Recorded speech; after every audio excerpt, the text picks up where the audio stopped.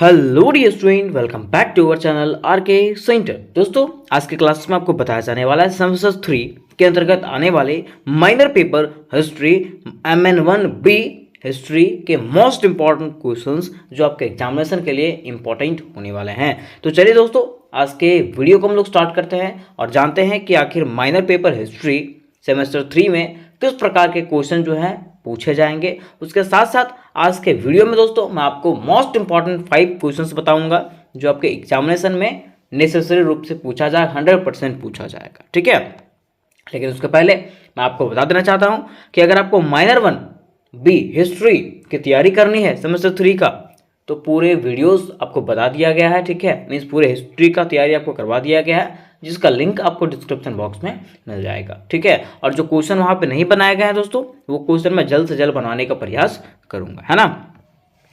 तो चलिए, सबसे पहले हम लोग सारे क्वेश्चंस को देख लेते हैं कि किस प्रकार के क्वेश्चन इसमें से पूछे गए हैं। उसके बाद हम लोग VVI क्वेश्चंस को देखेंगे। ठीक है, देखिए पहला प्रश्न है कनिष्क की उपलब्धियों का वर्णन करें। पहला प्रश्न क्या है? कनिष्क की उपलब्धियों का वर्णन करें। ठीक है, नेक्स्ट क्वेश्चन पूछा गया है कि मथुरा और गंधार कला की मुख्य विशेषताओं की विवेचना करें। ठीक है, कि मथुरा और गंधार कला की क्या क्या मुख्य विशेषताएं हैं उसके बारे में बताना है।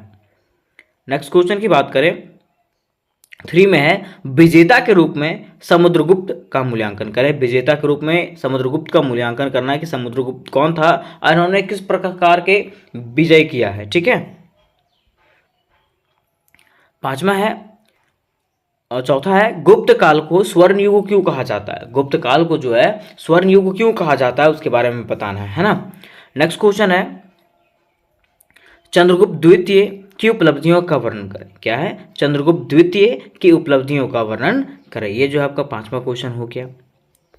नेक्स्ट क्वेश्चन है स्कंदगुप्त की उपलब्धियों का वर्णन करें। क्वेश्चन क्या है? स्कंदगुप्त की उपलब्धियों का वर्णन करें। नेक्स्ट क्वेश्चन दोस्तों, क्वेश्चन 7 की बात करते हैं। लिखा हुआ है हर्षवर्धन कालीन इतिहास की जानकारी प्रस्तुत करें। ठीक है, कि हर्षवर्धन का क्या इतिहास रहा है उसके बारे में बताना है।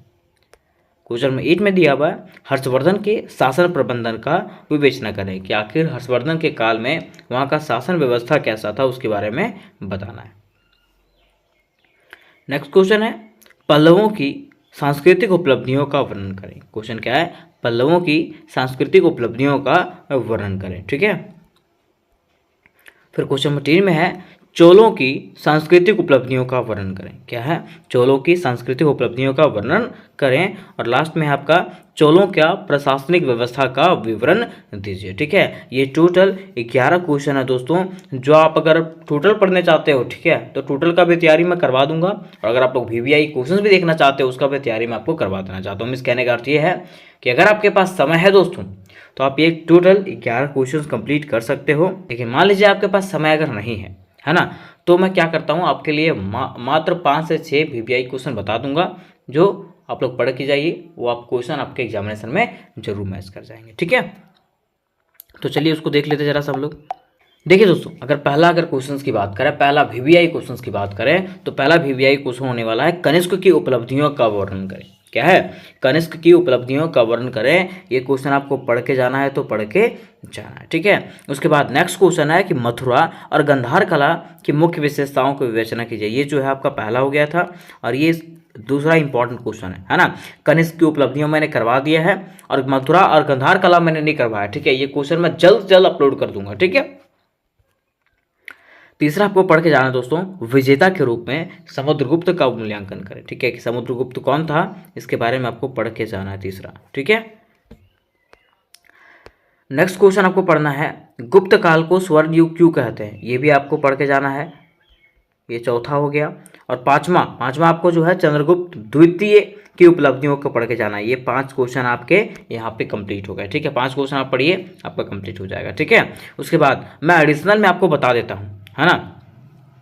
एडिशनल में दोस्तों आपको एक और क्वेश्चन कर लेना है हर्षवर्धन का शासन प्रबंध। ठीक है, पल्लवों की सांस्कृतिक उपलब्धियां, है ना, और चोलों का जो ये सांस्कृतिक उपलब्धि है और प्रशासनिक व्यवस्था है, ये पढ़ लेना है आपको। ठीक है, दोनों क्वेश्चन का आंसर मैं एक ही वीडियोस में करा दूंगा। ठीक, तो 5वां वहाँ तक कंप्लीट हो गया था।